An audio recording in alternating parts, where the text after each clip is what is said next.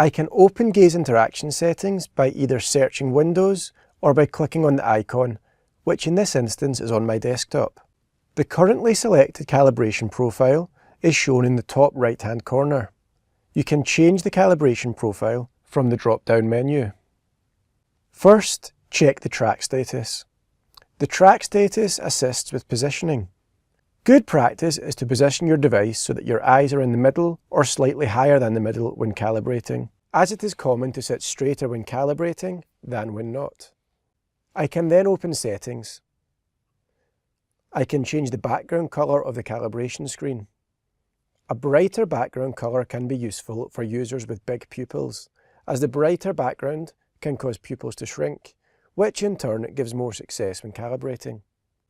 I can do a simple calibration with less points. I can choose to do a 2-point calibration here. The stimulus type can be changed. I can choose between the provided stimulus images.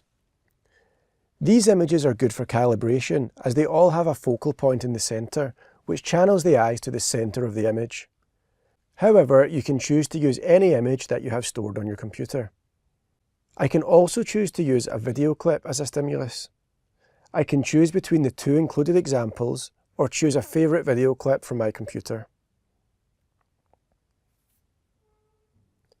I can choose the stimulus size.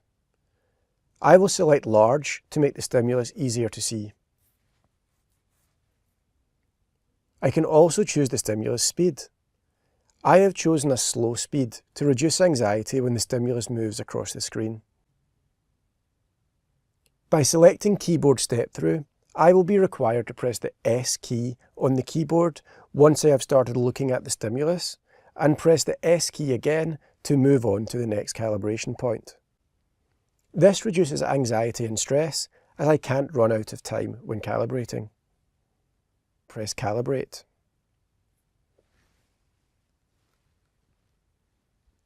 Here we can see the yellow background and blue stimulus that I selected. Note the speed and size of the stimulus. Since I selected Keyboard Step Through, I'm required to press the S key to start calibrating the point, and press the S key again to move on to the next. The calibration accuracy will be shown as red, yellow or green. It is important to note that red does not indicate a bad calibration. All calibrations are good calibrations.